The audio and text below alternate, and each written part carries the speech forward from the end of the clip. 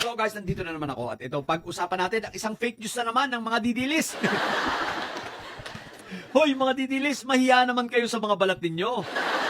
What the heck? Ito guys, basahin natin ha. Ang sabi nitong sino to? Astra ba ito? Dumating na sa Davao City ang gasolina galing Brunei. Terima kasi, banyak-banyak Brunei. Fake news po ito sa mga didilis, no? Abay, mahiya naman kayo. Mismong ang Davao City Information Office na ang nagsabi na walang ganitong pangyayari. Okay? So wala ito, wala po dumating sa Davao. Ibang klase kayo mga didilis, no? Pinapaasa nyo pati yung mga tao sa Davao City na may dumating na mga gasolina galing Brunei. What the heck? So napakalaking kalokohan at ito po ay isang desperadong paggalaw pagkilos ng mga didilis, no? Para lang mapabango at masabing may ginagawa ang kanilang gobyerno, ang mga sila tawag ito, magkakapatid na may sayad. Pero fake news po ito ha. Sa mga taga Davao City, pabayaan nyo yung ang kinakausap ko ay ang 20% ng taga Davao City na matitino at matatalino. Pero yung 80% dyan na bobo, bahala kayo sa buhay nyo. So doon sa 20%, wag po kayo maniniwala ha. Sa bagay, alam ko namang hindi kayo maniniwala dahil ito ay fake news. So ito ay pinapakalat na nila at kasama ito sa kanilang mga kabubuhan. Alam nyo kasi ang problema, kaya itong mga ito, nagpapakalat na ganito, aside from for the views, syempre alam nilang bobo yung mga kapwa nila. At alam nilang madaling maniwala at hindi lang pa-fact check, no?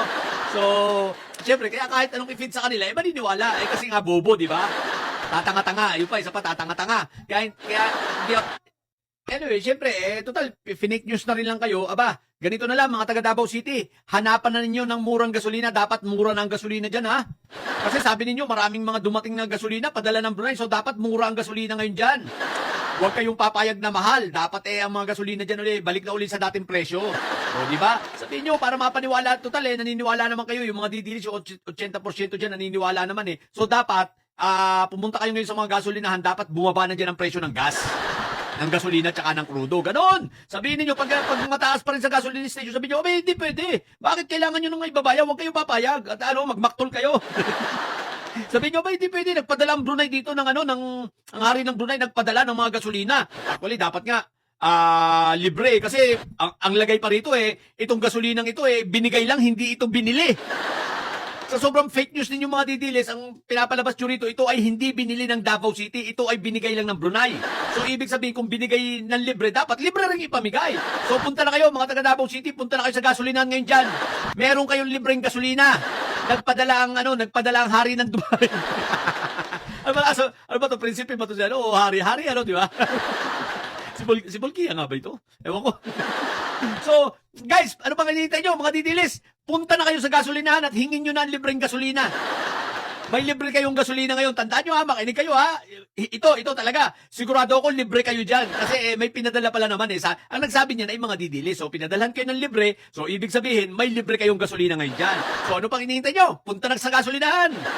At huwag na kayong gumamit pa ng attendant. Pagdating niyo, magsali na agad kayo. Wala nang attendant. Sige na, magpanik ba?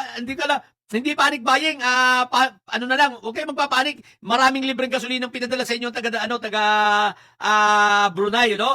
So, huwag kayong mag-aagawan. Pila lang kayo ng maayos, mga didilis. At tandaan niyo huwag kayong magbabayad kasi libre yan. Libreng binigay, dapat ay libre ring ipamigay. O, di ba? O, sige na, ano pa hinihintay nyo? Yun na. Si Mabubong didilis siya at may sayad na ang tatay nyo ay karton. Ang tatay nyo ay preso. Natili kayo mabubot may sayad sa buwan may sayad. Laging high blood. Bye!